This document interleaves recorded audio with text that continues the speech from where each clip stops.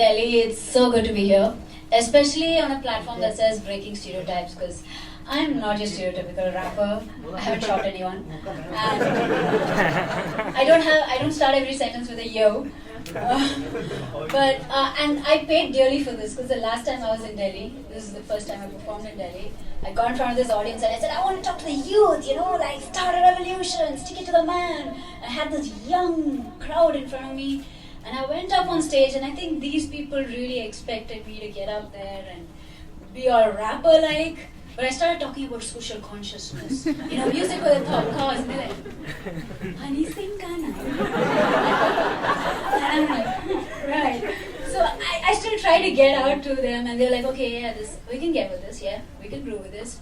2 performances after me, Badshah gets on stage, and he's like, Daru bottle ladki. And I'm like, yeah.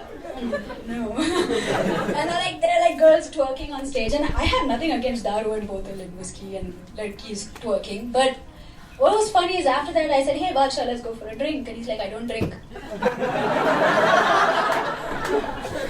Okay, so this is what I want to talk about. Like, if you want to rap about stuff you believe in, man. I mean, I like ice cream sandwiches. I'm going to write a song about ice cream sandwiches. Like, that's the whole point about conscientious music.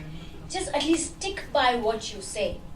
So, and the whole point that rap today is so misogynistic, it's kind of ridiculous, because actually if you look at the history of rap initially started off, yes, as a storytelling form, but then along with the slavery, it moved into the Americas, and it became a tool of subversion. Rap was a form of rebellion.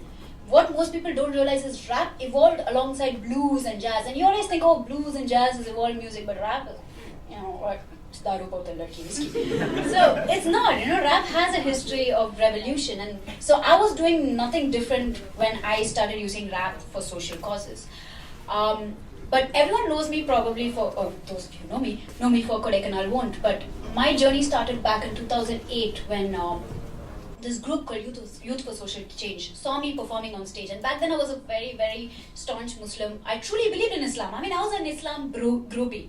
I knew all the lyrics to all the prayers. I wore the merchandise. Like, my life was an Allah concert, and I was like, yeah, Allah, this works for me. So that I was a complete Islam groupie. So I would get on stage in my hijab and start talking about my social identity as a hijabi, and how about Islam isn't about terrorism and things like that. And someone spotted me on stage and they said, you know what, we have this thing called Justice Rocks, and we want you to perform on it.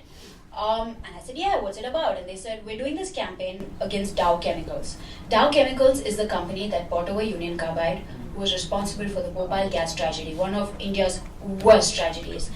December 3rd marked the 31st anniversary of the Dow tragedy. I was in Bhopal on December 3rd. I was in Bhopal on December 3rd, and justice has been denied. And I got on stage in 2008 and rapped about Dow Chemicals, and I rapped about how Islam isn't about terrorism. It's 2015, I'm still rapping about the same things. It's scary that we haven't moved forward. So this first song that I'm going to rap to you is called Don't Work for Dow. It's kind of the song that changed my life, because what it was we went to a bunch of youngsters and we said, okay, Dow is an evil corporation. I mean, take Dr. Evil, multiply him by 5, that's what Dow is. And they're still operating in India. They're selling you your ever-ready batteries, they're selling you your pesticides, they're selling you your adhesives. So they're still operating in India. So we went to the youth back then, and we told them, don't work for a company like Dow. Dow back then was giving 11 lakh packages in IIT. That's no mean sum. And the entire of IIT Madras boycotted that campaign. We had a bunch of youngsters across the country who went and individually boycotted Dow placements. This first song is Don't Work for Dow.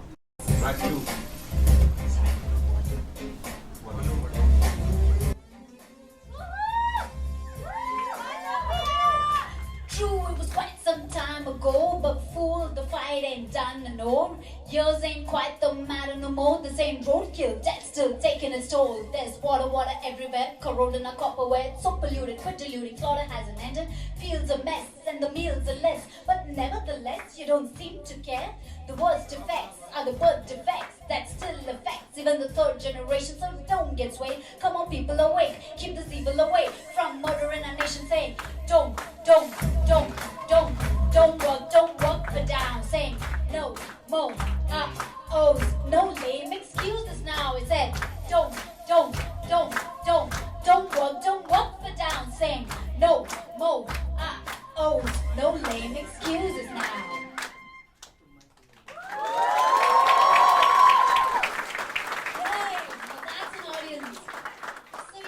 After I did that song, life moved on, and I moved on too. I think I was strongly religious then, but then, your ideals change over time. When you're young, you want to become a rainbow astronaut, and then suddenly you go up and end up in advertising, and you don't remember that one phase where you just went from, I want to make rainbows to I want to sell packaging. I don't know where. So I wish I had a better story of this great white light that led me toward atheism and apostasy, but there wasn't. It just was a slow degradation of old values. But I think the speakers before me have all spoken about how it feels like to go against society and, more importantly, going against family. See, most people think going up against society means picket fences and tear gas. But the main thing about following your heart is about leaving a trail of broken hearts behind it. My Tiananmen Square was standing up in front of my grandmother who had tears in her eyes, crying, begging me to take up the hijab again, and me standing there saying, no, I will not move. My hemlock was willfully accepting that my mother will never truly accept or understand the person that I'd become. My hunger strike was standing up and slowly seeing that pride that my family had in me slowly drain away. But then, as the speakers before me said, you need to just follow your heart, because eventually they'll come around. I mean, my parents have come around now. I'm so happy to see that. But I think it all started with being selfish. This is the worst tool that society has. They guilt you. I just want to show of hands. How many of you here have felt guilty about something the last 1 month? Guilt is the worst tool that society has on you. It's that power. They make you feel guilty for doing your own thing, for following your heart. They make you believe that you don't deserve any better. And all you women, we're taught not to dream. Because nothing hurts more than the scars from the shrapnel of a broken dream. So when I was young, I was like, no, I will only be this much. I will go from childhood to housewifehood. I did not dream anymore. But then slowly I started wanting things. And then when I wanted things, I got it. I wanted something, I started working with Grammy Award-winning A.R. Rahman. I wanted something, I got 3.5 million views on YouTube. You need to want things first. So this next song is called Kadamai Nadimai. It's about how you need to stop feeling guilty and live for yourself.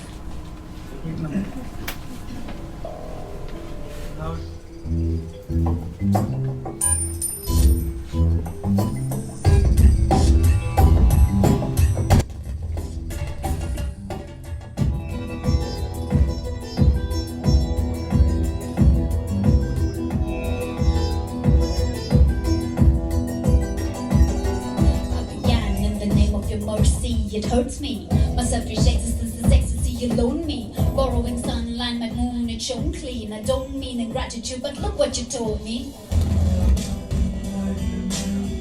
I'm a slave to my duty. I'm a slave to my duty. Undan anbin villai kan kattum vilangum. Anbin villai kan kattum vilangum.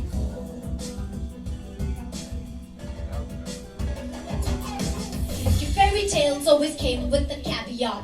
Satisfactorily ever after all you got to offer me. I was taught to believe I was not the queen bee's knees. I didn't dream, but no, refused to let you guilt me. Don't want the empire built me. Oh, light your fire, believe me, be me, believe me. You don't own me. My life's yours to give. You don't own me. Don't teach me how to live. You don't own me. You don't own me, and I don't owe you. I teach my own rules, but I don't owe you.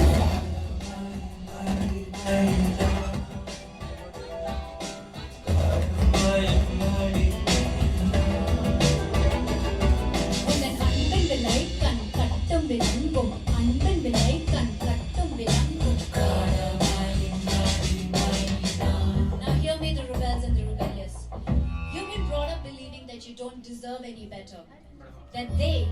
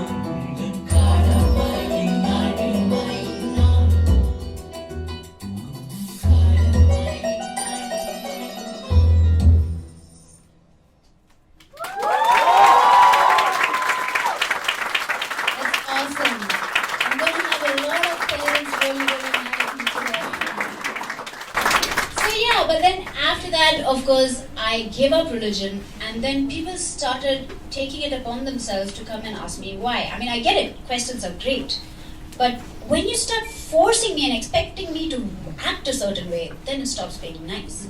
I used to run an Islamic youth group, so obviously a lot of people kind of looked up to me. So when I gave up religion, they came up to me and they started crying like, why? Like, we really looked up to you. And I'm like, but I'm 5 feet tall. How did you No, but the thing is, you need to choose your own heroes. And religion, let me get this straight. I don't think religion is bad. I mean, religion gave me a lot of peace. It made me who I was at those ages. It helped me discover discipline. Religion is beautiful when you welcome it into your homes. But the moment you start forcing it down other people's throats, that's when it gets bitter. So this next song that I'm going to play, I basically sampled Talal Badru Alaina. Talal Badru Alaina is this song that Ansari women sang to welcome the Prophet Muhammad into their homes. And it's beautiful. I got this friend of mine to sing it and it's so lovely. Because beautiful, that's what religion is. It's beautiful if you welcome it into your homes. But the moment you start forcing it, it's no longer beautiful. This next song is called Deen, music by Satta.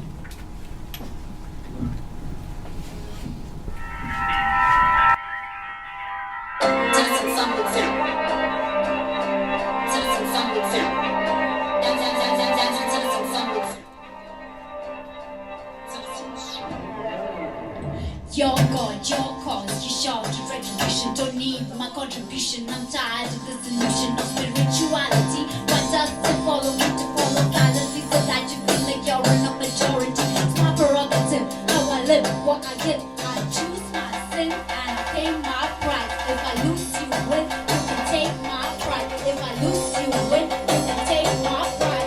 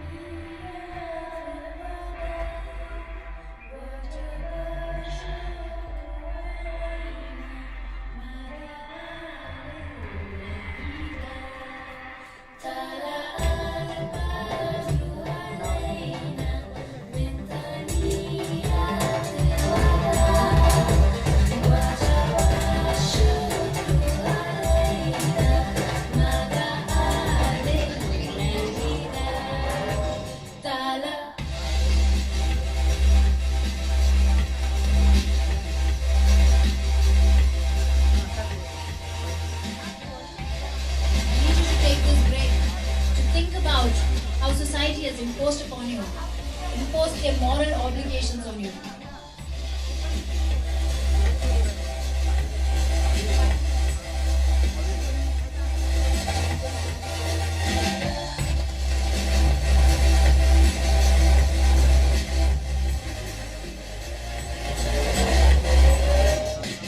This isn't a mindless rant, this isn't a PR tactic for political traction, a personal attack. It's in hope and not for flat, off my high horse, off my track. But you seem to have a knack of guilting me to coming back. Dance with innocent sound with saints, found your chance to be the same. I didn't get to choose my name, but I made it mine. All the same, you say you wanna see me happy, but I think you can't see. Who gave you the authority when you're like ain't exactly? You're happy walking about, irony is walking south. I can step out on a luck to live your life. Take the dark with joy, supposed to smile and strain.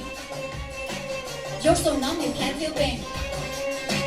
You've never kissed in the rain, or lost a love or missed a train.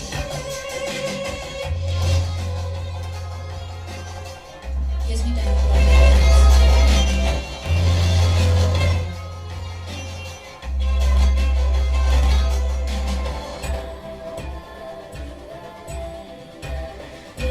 Dance with sinners and song with saints.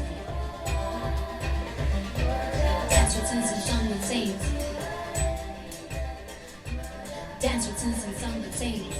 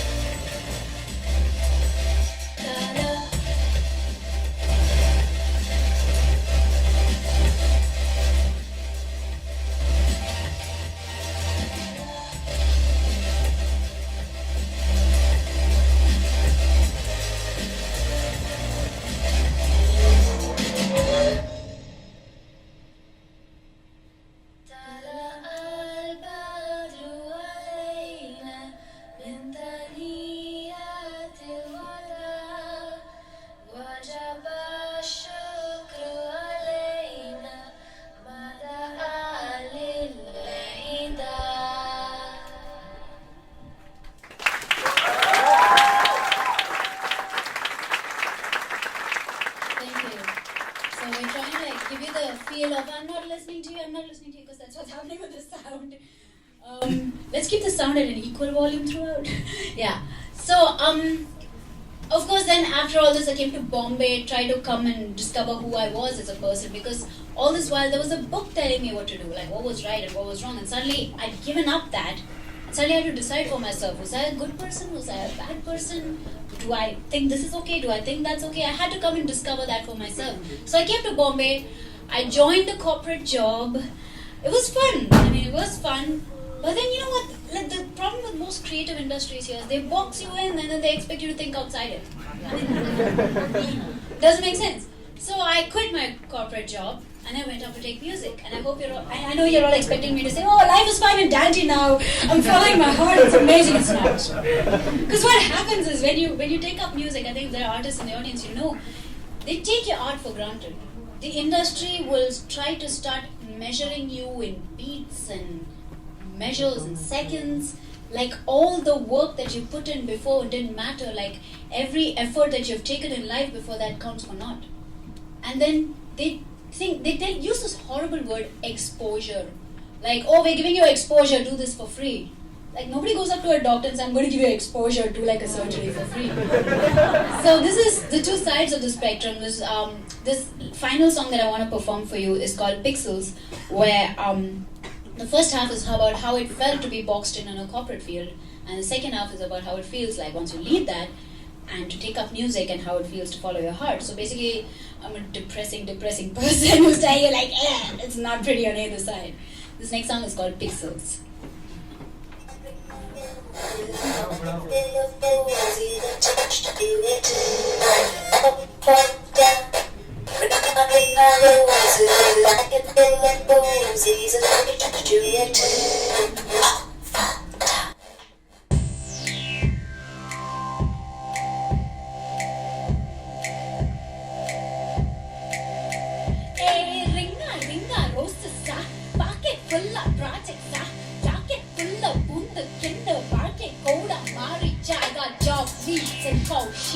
Time sheets and spreadsheets, no time to eat, I'm dying to meet the folks back home I'm trying to be rational, professional, and live inside my cubicle. So how now can I think outside the box?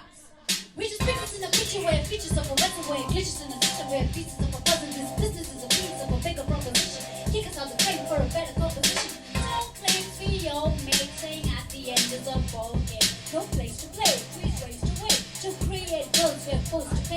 Face to face, no space today. So we walk on thin nights every day. Get face today, we waste away. So what's the whole point anyway? B2B, paycheck to paycheck. B2B, paycheck to paycheck. B2B, paycheck to paycheck. B2B, paycheck to paycheck. B2B, paycheck to paycheck. B2B, paycheck to paycheck. You move out, you do right, you follow your heart. You tune out your foresight, you take up your art. Then you juice up, you chewed up, you're used up, so you suit up. The alcohol's talked up, everybody talk shop. I call clients talk, not sure what's up. Pop forward, lock stock, and I'm facing the barrel. I'm clocked out, but caught up, negotiating towers. Winter, bills on Thursday, paycheck to paycheck, living like a waster. Rents on waiter, bands not rated, haggling, drumming like beats are weighted. It's unprofessional, the way you're discounting my skill. You don't want the free, stop asking me. Even dreamers have their bills. B2B, paycheck to paycheck. B2B, paycheck to paycheck. B2B, paycheck to paycheck. B2B, paycheck to paycheck. B2B, paycheck to paycheck. B2B, paycheck to paycheck.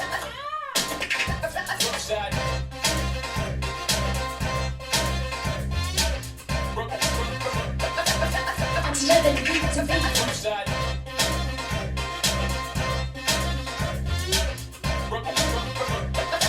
I'm living paycheck to paycheck. Thank you so much. Kodaikanal won't step down till you make amends now.